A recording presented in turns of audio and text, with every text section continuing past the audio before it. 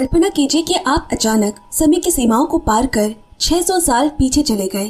क्या होगा अगर क्वांटम फिजिक्स की एक छोटी सी गलती आपको इतिहास के सबसे खतरनाक युद्ध के बीच खड़ा कर दे? क्या ये मुमकिन है कि किसी व्यक्ति का जन्म 1971 में हो मगर उसकी कब्र 1382 के इतिहास में पाई गई?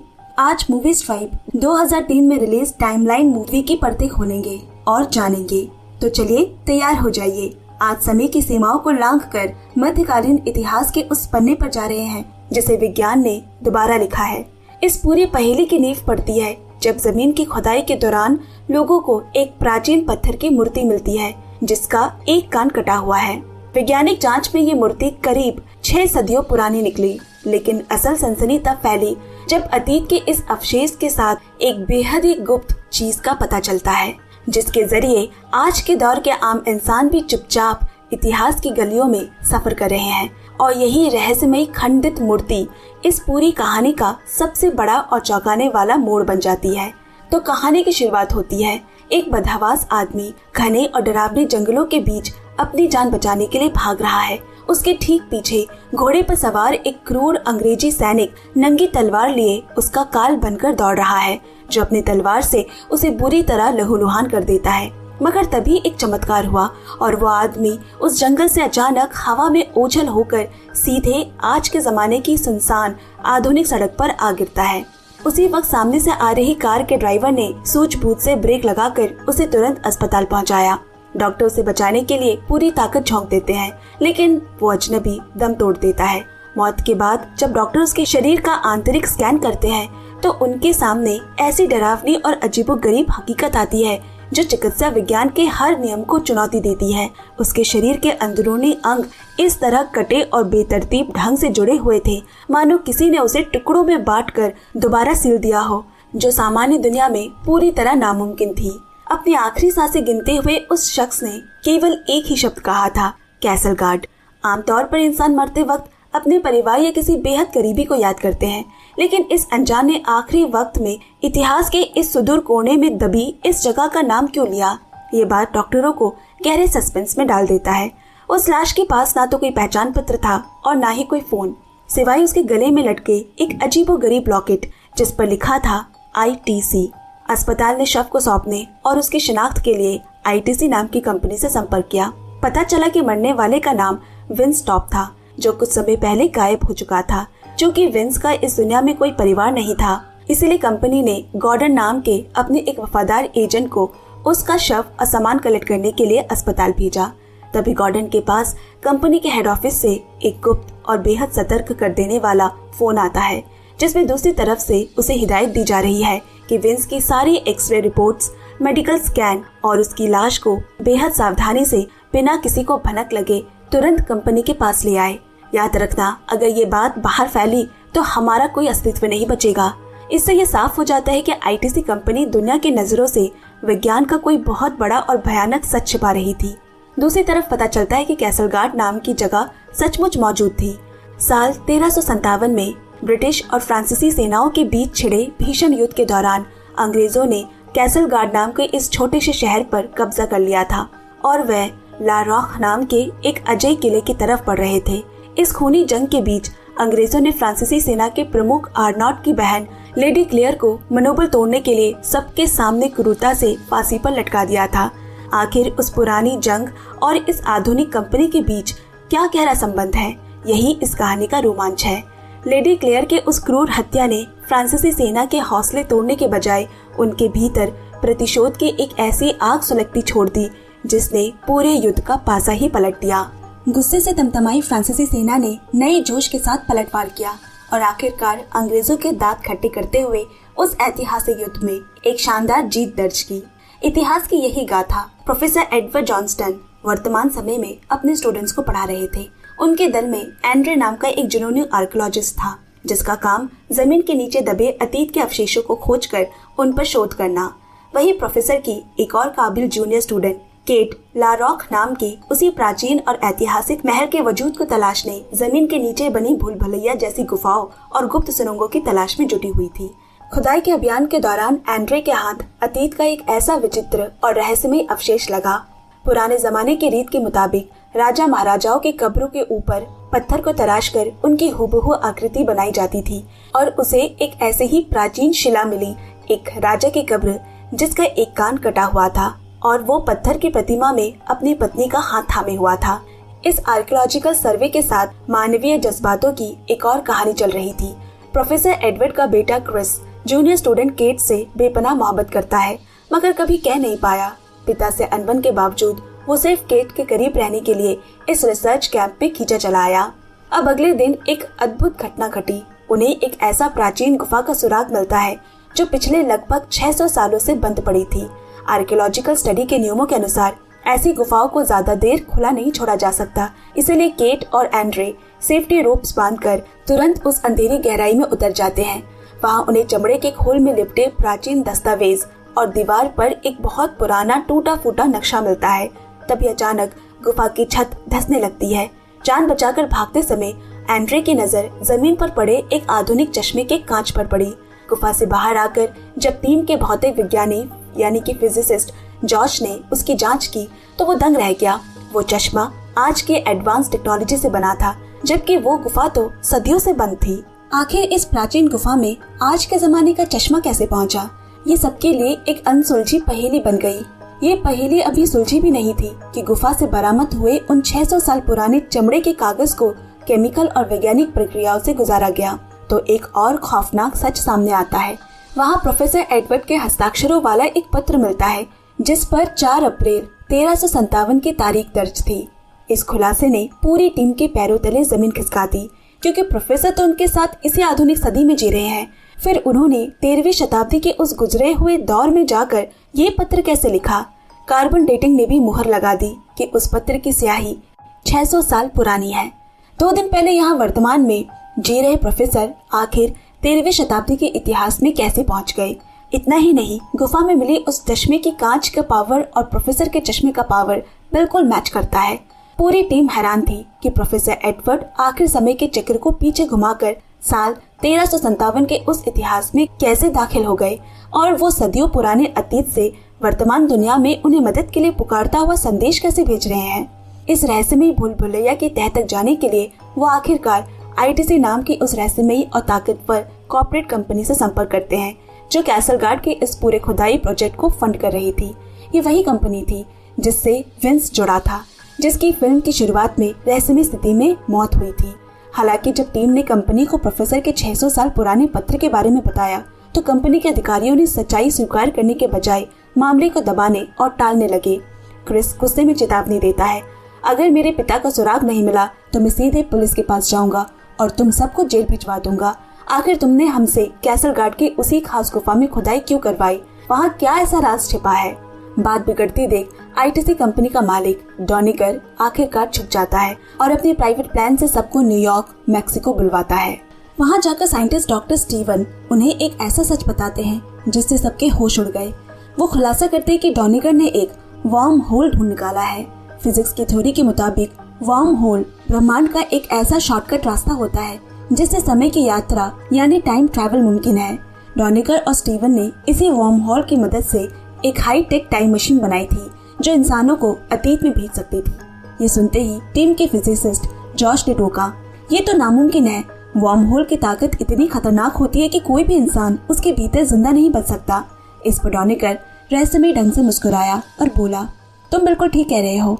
हाड़ मांस के असली शरीर के साथ वर्म होल को पार करना असंभव है, लेकिन अगर इंसान के पूरे शरीर को करोड़ों सूक्ष्म कणों यानी इलेक्ट्रॉन्स में तोड़ दिया जाए तो उसे आसानी से अतीत के किसी भी दौर में टेलीपोर्ट किया जा सकता है। इसके बाद डॉनिकर उन्हें समझाते हैं कि प्रोफेसर के गायब होने में कंपनी की कोई गलती नहीं है। वो खुद अपनी मर्जी से इस मशीन के जरिए इतिहास के पन्नों में उतरे थे, लेकिन वे समय की एक अनिवार्य सीमा में फंस गए हैं। इस सफर का एक कड़ा नियम था, अगर कोई यात्री वहां पहुंचने के 6 घंटे के भीतर वापस नहीं लौटता तो उसका टाइम लूप टूट जाता है और वो हमेशा के लिए उसी दौर में फंसा रह जाता है। डॉनिकर आगे कहता है, तुम्हारे प्रोफेसर को गए 72 घंटे बीत चुके हैं और वो वहीं फंस गए हैं। अब उन्हें बचाने का सिर्फ एक ही रास्ता है, तुम सबको भी टाइम ट्रैवल करना होगा और जो करना है जल्दी करना होगा, वरना वे कभी लौट नहीं पाएंगे। अपने पिता को बचाने के लिए क्रिस, केट, फ्रांसवा और एंड्रे तुरंत तैयार हो जाते हैं। उनके साथ कंपनी का एजेंट गॉर्डन और उसके 2 हथियारबंद साथी भी मिशन में जाने वाले थे। मगर जैसे ही वो मशीन की तरफ बढ़ते हैं, डॉनिकर ठंडी आवाज में बोला, अगर वहाँ तुम्हें डेरिक नाम का कोई शख्स दिखे तो उसे जिंदा मत छोड़ना। सब हैरान रह जाते हैं, आखिर ये डेरिक कौन है और डॉनिकर उसे मिटाना क्यों चाहता है। खैर, अब बिना वक्त गवाए सब विशेष टाइम ट्रैवल सूट पहन लेते हैं और उनके हाथों में लॉकेट जैसा एक डिवाइस दिया जाता है जिसे मार्कर कहा गया। ये मार्कर एक डिजिटल घड़ी की तरह था जो 6 घंटे के उल्टे समय को दिखाता था और इसमें एक इमरजेंसी बटन भी है जिसे दबाते ही वह वापस आज की दुनिया में लौट जाएंगे। जैसे ही ये जांबाज उस विशाल मशीन के चैम्बर में बैठते हैं, भारी भरकम दरवाजे बंद हो जाते हैं। ऊपर से एक बेहद तेज लेजर लाइट उन पर पड़ती है। अगले ही पल उन्हें ऐसा महसूस होता है मानो उनका शरीर अंदर से बिखर रहा हो, हड्डियां और नसें टूट रही हो। एक असहनीय दर्द और चीख पुकार के बीच पूरे कमरे में एक अंधा कर देने वाली चमक फैल गई। वे सब नीचे लगे मेटल प्लेट पर गिरते हैं और पलक झपकते ही हवा में विलीन हो जाते हैं। जब उनकी आंखें खुली तो वो लैब में नहीं बल्कि एक बेहद तेज बहती बर्फीली नदी के बीचों बीच थे, जहाँ से संघर्ष करते हुए वे किनारे तक पहुंचे। नदी के बर्फीली पानी से बाहर आते ही उनका सामना इस नदी के खौफनाक सच से होता है।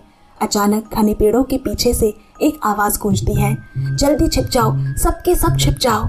खतरा भाप कर गॉर्डन अपने साथियों के साथ एक ढलान के पीछे दुबक गया, जबकि क्रिस, केट, फ्रांसवा और एंद्रे दूसरी दिशा में झाड़ियों में छिप गए। एंद्रे जहाँ छिपा था वहीं उसकी मुलाकात उसी फ्रांसीसी लड़की से हुई जिसने उन्हें आगाह किया था। जब बाहर का माहौल थोड़ा थमता है तो वही उन्हें सुरक्षित रास्तों से कैसलगार्ड की ओर ले जाती है, लेकिन सफर इतना आसान नहीं था। अचानक कुछ अंग्रेजी सैनिक उन पर टूट पड़े और गॉर्डन के 2 साथियों में से एक को तलवार से वही ढेर कर दिया। दूसरा साथी जान बचाकर भाग ही रहा था कि एक तीर उसकी पीठ में आकर धंसी। दर्द से कराहते हुए वो जवाबी हमले के लिए अपने पास रखा ग्रेनेड निकालता है, पर तभी एक और तीर सीधे उसके छाती के पार हो गई। दर्द और घबराहट में वो अपने हाथों में पकड़े ग्रेनेड के साथ ही टाइम मार्कर का बटन दबा देता है और वो वर्तमान में लौट तो आया, लेकिन उसके हाथ में मौजूद ग्रेनेड टाइम मशीन के भीतर ही फट जाता है। एक जोरदार और बहरे कर देने वाले धमाके के साथ पूरी टाइम मशीन और लैब का कंट्रोल रूम मलबे के ढेर में बदल गया। ये खौफनाक मंजर देखकर जॉश, जो बाकियों के साथ मशीन में नहीं गया था, स्तब्ध रह जाता है। वो कांपती हुई आवाज में चिल्लाया, अब प्रोफेसर और बाकी लोग वापस कैसे आएंगे? हमारी इकलौती उम्मीद, ये मशीन तो पूरी तरह तबाह हो चुकी है। तब डॉनिकर उसे दिलासा देते हुए कहता है, उन्हें किसी भी तरह इस मशीन को दोबारा खड़ा करना होगा। मगर वक्त रेत की तरह फिसल रहा था। 6 घंटे की डेडलाइन में से अब उनके पास सिर्फ 5 घंटे और 27 मिनट बचे थे। डॉक्टर स्टीवन बिना कोई बात छिपाए साफ कहते हैं, मैं तुम्हें कोई झूठी तसल्ली नहीं दूंगा जॉश। इस वार्म होल मशीन को बनाने में सालों लगे थे। अगर इसे जोड़ने में 6 घंटों से 1 मिनट भी ज्यादा लगा तो अतीत में गए सभी लोगों के मार्कर की समय सीमा खत्म हो जाएगी और उनका वजूद हमेशा के लिए उसी इतिहास में फंसा रह जाएगा। जॉश के तो होश उड़े हुए हैं। उसे साफ समझ आ रहा है कि जो लोग टाइम ट्रैवल करके 13वीं सदी में गए हैं, उनका वापस लौट पाना लगभग नामुमकिन है। उधर 1357 के कैसलगार्ड में चारों तरफ अंग्रेजी सैनिकों का कड़ा पहरा था, क्योंकि वही वो मनहूस दिन था जब फ्रांसीसी कमांडर की बहन लेडी क्लेयर को सरेआम फांसी दी जाने वाली थी। अंग्रेज और फ्रांसीसी सेनाओं के बीच तलवारें खड़क रही थी। अंग्रेज सैनिकों की नजर जैसे ही क्रिस और उनकी टीम पर पड़ती है, वे सब जान बचाकर भागे, पर जल्द ही सिपाही उन्हें दबोच लेते हैं और घसीटते हुए उनके क्रूर सेनापति लॉर्ड ओलिवर के सामने लारॉक महल में पेश करते हैं। दल का एक सदस्य फ्रांसवा अनजाने में फ्रांसीसी भाषा बोल पड़ता है। उसकी जुबान सुनते ही ओलिवर ने सोच लिया कि वो कोई फ्रांसीसी जासूस है और बिना सोचे समझे फ्रांसवा को मौत के घाट उतरवा दिया। बाकी बचे लोगों को महल के सबसे ऊपरी मंजिल पर बने एक अंधेरे तंग कमरे में बंद कर दिया जाता है, जहां प्रोफेसर एडवर्ड पहले से ही बेड़ियों में जकड़े बैठे थे। मगर अब मुसीबत ये थी कि उनका टाइम मार्कर केवल खुले आसमान के नीचे ही सिग्नल पकड़ सकता था, इसीलिए इस बंद कोठरी से निकलना बेहद जरूरी था। ऐसे में केट अपनी जान दांव पर लगाती है। वो छत की टूटी हुई लकड़ियों के बीच से रेंगती हुई किसी तरह बाहर निकलती है। महल की ढलान वाली छत पर संतुलन बनाते हुए वो दूसरी तरफ बढ़ी और बड़ी सूझबूझ से दीवार के सहारे नीचे उतरी। फिर एक खुली खिड़की के रास्ते वो सीधे उस कमरे में दाखिल हुई जहाँ अंग्रेज सैनिक पहरा दे रहे थे। मौका पाते ही केट एक सिपाही का तीर कमान उठाकर दूसरे सैनिक को मार गिराती है। इससे पहले कि बाकी सैनिक संभल पाते, वो फुर्ती से आगे बढ़कर उस काल कोठरी का मुख्य दरवाजा खोल देती है। दरवाजा खुलते ही एंड्रे, क्रिस और गॉर्डन मिलकर सैनिकों से लोहा लेते हुए वहां से भाग निकले। हालांकि सुरक्षित बाहर निकलने के बजाय एंड्रे वापस महल की ओर मुड़ जाता है और साथियों से कहता है, तुम लोग आगे बढ़ो, मैं कुछ देर में आता हूँ। असल में जब वो ऊपर कैद था तब उसने खिड़की से नीचे देख लिया था कि उसकी जान बचाने वाली उस फ्रांसीसी लड़की को भी अंग्रेजों ने पकड़ लिया है और उसे महल के ही एक दूसरे गुप्त कमरे में बंधक बनाकर रखा गया है। एंड्रे उसे इस मौत के कुएं में अकेला छोड़ने को तैयार नहीं था। वो दबे पांव आगे बढ़ा और उस कमरे के बाहर पहरा दे रहे अंग्रेज सिपाही को एक ही तीर में ढेर कर दिया। मगर तभी किस्मत दगा दे जाती है और वहाँ दे केरे नाम का एक खूंखार अंग्रेजी सैनिक आ धमका। एंड्रे बिना वक्त गवाए कमरे के अंदर घुसकर दरवाजा अंदर से बंद कर लेता है। दे केरे गुस्से से पागल अपनी भारी कुल्हाड़ी से दरवाजे पर वार करने लगा। अंदर मौत को सामने देख एंड्रे और वो लड़की मिलकर पूरी ताकत से कमरे की एक जर्जर दीवार को तोड़ते हैं और मलबे से निकलकर सीधा पास ही बहती नदी की तरफ दौड़ पड़े। दूसरी तरफ दे केरे भी अपने सैनिकों की टुकड़ी के साथ उनके पीछे लग गए। इसी बीच दूर जंगल के दूसरे कोने में गॉर्डन की हालत खराब हो रही थी। उसने जब डर के मारे अपने टाइम मार्कर के इमरजेंसी बटन दबाया तो कुछ भी नहीं हुआ। किसी का भी मार्कर काम नहीं कर रहा था और वो काम करता भी कैसे, क्योंकि वर्तमान समय में डॉनिगर अब तक उस टाइम मशीन को ठीक ही नहीं कर पाया था। अब उधर मौत के साए में भागते भागते एंड्रे का दिल उस फ्रांसीसी लड़की के लिए धड़कने लगा।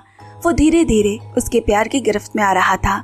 लेकिन नदी पार करते ही अचानक कुछ फ्रांसीसी सैनिक घोड़ों पर सवार होकर आते हैं और सामने अदब से सिर झुकाकर उस लड़की को डैम क्लेयर कहकर पुकारते हैं। एंड्रे के पैरों तले जमीन खिसक जाती है। यानी वो लड़की कोई और नहीं बल्कि खुद लेडी क्लेयर थी। वही लेडी क्लेयर जिसके इतिहास और जिसकी दर्दनाक फांसी पर उसने सालों तक रिसर्च की थी। आज वो साक्षात उसके सामने खड़ी थी। तभी अंग्रेजों की एक टुकड़ी अचानक उन पर धावा बोल देती है, मगर फ्रांसीसी सैनिक सही वक्त पर मोर्चा संभाल कर सबको बचा लेते हैं और अपने कैंप के नेता आर्नॉट के पास ले गए। अपनी बहन लेडी क्लेयर की जान सुरक्षित पाकर वो बेहद खुश हुआ और इनाम के तौर पर एंड्रे और उसकी टीम को हथियार और तेज तरार घोड़े देने का वादा किया। मगर वो इस बात से अनजान थे कि अंग्रेजी सैनिक दूर झाड़ियों में छिपे गिद्ध की तरह उन पर नजर रखे हुए थे। जैसे ही ये लोग आगे बढ़े, अंग्रेजों की सेना अचानक चारों तरफ से घेर कर हमला कर देती है। इस अफरा तफरी में एंड्रे पकड़ा गया। अंग्रेजी सैनिक सबसे पहले उसके गले से वो कीमती टाइम मार्कर छीन लेते हैं। दूसरी तरफ मार्कर के काम न करने से लाचार केट, क्रिस, प्रोफेसर और गॉर्डन एक छोटे से घर में पनाह लिए हुए थे। मगर मौत वहाँ भी पहुँच गई। अंग्रेजी सिपाही उस घर को ढूंढ निकालते हैं। क्रिस और केट तो किसी तरह चकमा देकर भाग निकले, लेकिन प्रोफेसर एडवर्ड और गॉर्डन पकड़े गए। अब कुछ देर बाद जब बेहोश एंड्रे अपने आंखें खोलता है तो वो खुद को बंदी पाता है। साथ ही प्रोफेसर और गॉर्डन भी बंधे हुए थे और उन सबको बंधक बनाकर ले जाने वाला दे केरे होता है। अब यहीं पर कहानी एक ऐसा मोड़ लेती है जो सबके होश उड़ा देता है। जिसे सब अब तक एक मामूली अंग्रेज सैनिक दे केरा समझ रहे थे, उसका असली नाम डेरेक था।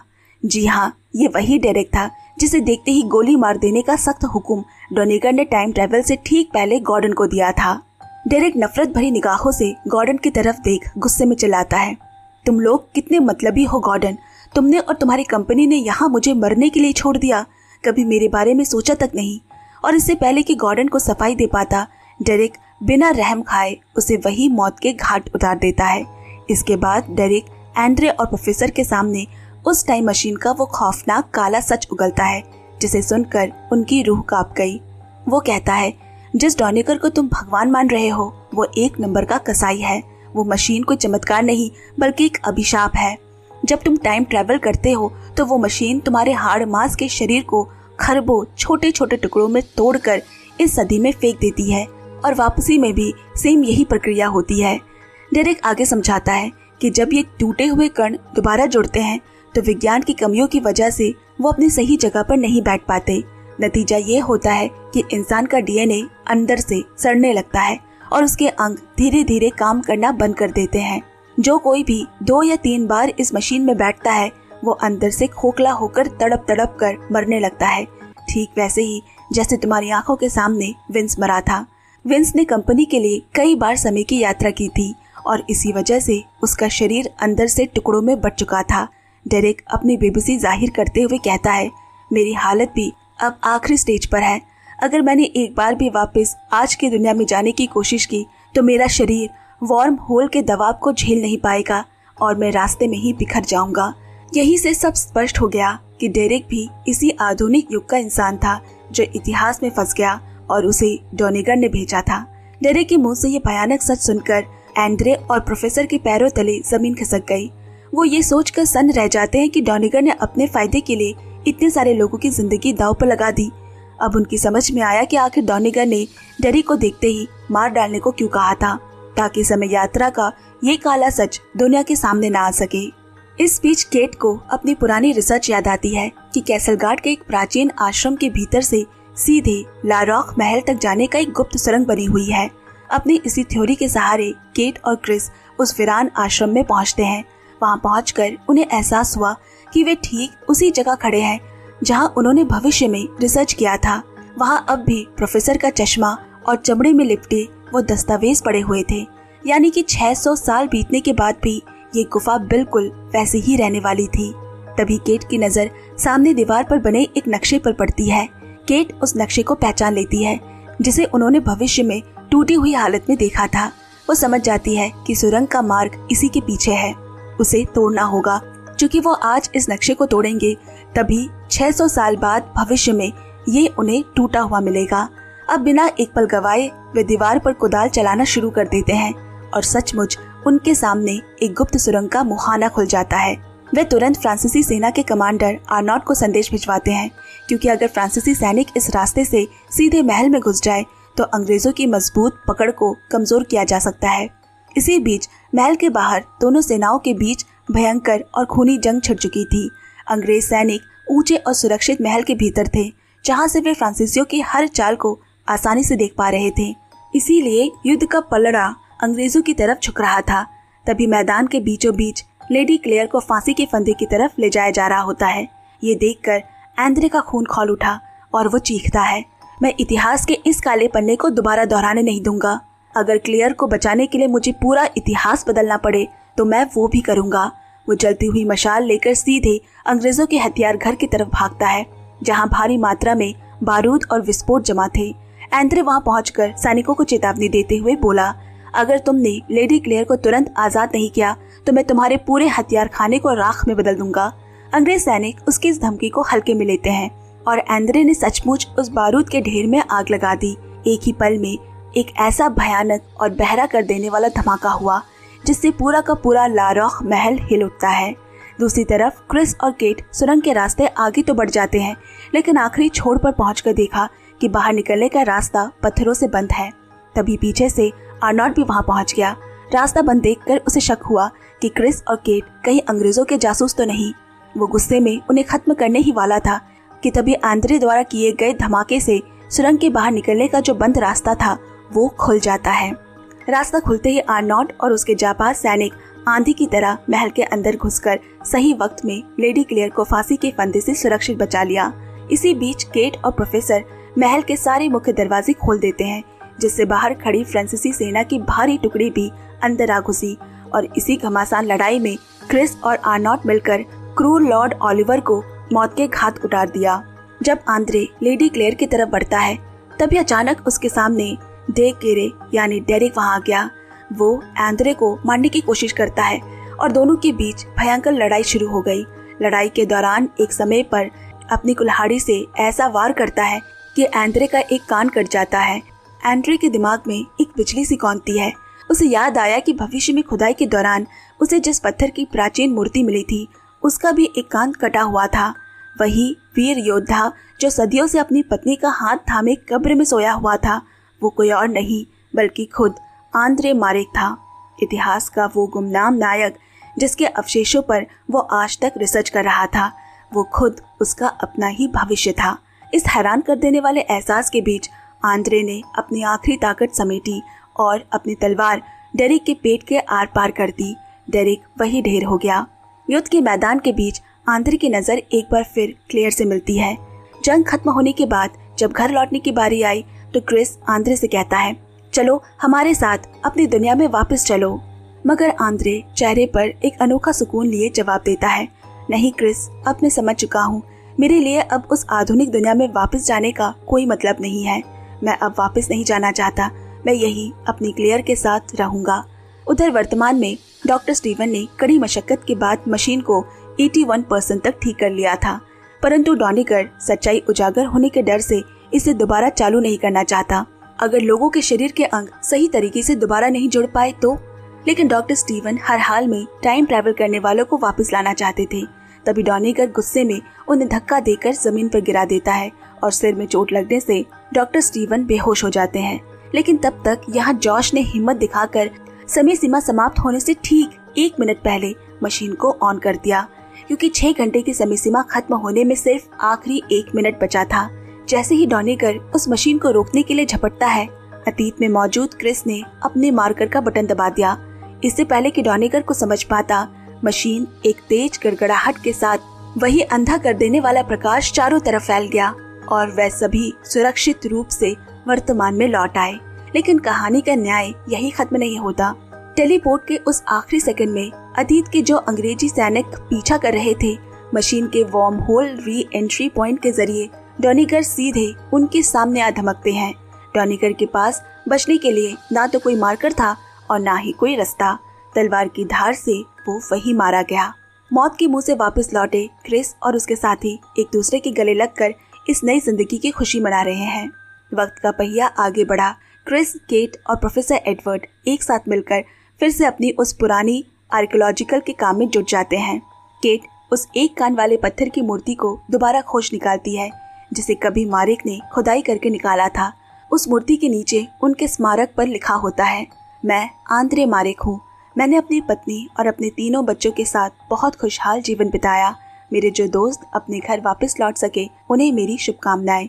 मेरे लिए दुख मत करना, क्योंकि मैंने अपनी ये जिंदगी खुद चुनी थी। और इसी के साथ ये रहस्य पूरा हो जाता है कि भले ही आंद्रे का जन्म 1971 में हुआ था, 1382 ईस्वी में हुई। इस आखिरी संदेश के साथ ही समय का वो सबसे बड़ा चक्र पूरा हो जाता है जिसने सबको हैरत में डाल दिया था कि कैसे एक इंसान जिसका जन्म आधुनिक दुनिया में साल 1971 में हुआ और मृत्यु इतिहास के पन्नों में साल 1382 में दर्ज हो गई। इसी के साथ समय यात्रा की ये हैरत अंगेज दास्तान खत्म हुई। तो दोस्तों, आज की मूवी टाइमलाइन माइकल क्राइटन के इसी नाम के मशहूर उपन्यास पर आधारित है, जहां एक तरफ ये कहानी हमें पुराने जमाने के मध्यकालीन इतिहास और लड़ाइयों के रोमांच पर ले जाती है, वहीं दूसरी तरफ लेखक ने इसमें क्वांटम एंटेंगलमेंट जैसी असली विज्ञान का इस्तेमाल करके इसे और भी दिलचस्प बना दिया है। अब आप सोच रहे होंगे कि क्वांटम एंटेंगलमेंट आखिर क्या बला है। तो विज्ञान के अनुसार जब 2 बहुत छोटे कण आपस में इस तरह जुड़ जाते हैं कि वो एक जैसा व्यवहार करने लगते हैं, चाहे वो एक दूसरे से कितनी भी दूर क्यों ना हो। अगर आप एक कण को बदलेंगे तो दूसरे कण में भी तुरंत बदलाव आ जाएगा, भले ही उनके बीच करोड़ों किलोमीटर या करोड़ों लाइट ईयर्स की दूरी हो। हकीकत में हमारे विज्ञान कहता है कि ये नियम सिर्फ बहुत छोटे कणों पर लागू होता है, लेकिन इस कहानी में लेखक ने अपनी कल्पना का इस्तेमाल करते हुए एक बड़ा लीप ऑफ फेथ लिया है। उन्होंने दिखाया कि कैसे एक इंसान के पूरे शरीर को छोटे कणों में बदलकर टाइम मशीन और वॉर्म होल के जरिए सीधे अतीत में भेज दिया जाता है, जो कि पूरी तरह काल्पनिक है। फिल्म में इस मुश्किल थ्योरी को काफी आसान करके दिखाया गया है, लेकिन अगर आप समय की इस यात्रा को और भी गहराई से समझना चाहते हैं तो आपको लेखक की लिखी असली किताब जरूर पढ़नी चाहिए। क्राइटन की लिखी जुरासिक पार्क, प्रे, स्पेयर की तरह ही ये कहानी भी विज्ञान, इतिहास और इंसानी जज्बातों का एक बेहतरीन मेल है। तो दोस्तों, अगर ये वीडियो आपको पसंद आई तो एक प्यारा सा लाइक जरूर करना, इसे अपने दोस्तों के साथ शेयर भी कर देना और साथ ही वीडियो को हाइप भी जरूर करना। और मूवी स्ट्राइप से जुड़े रहे, जहां हम फिल्मों की सिर्फ कहानियां नहीं बल्कि उनके पीछे छिपे इंसानी जज्बातों और मनोविज्ञान को भी टटोलते हैं। जल्द ही मिलूंगी एक और नई कहानी और एक नए नजरिए के साथ। Bye bye and take care.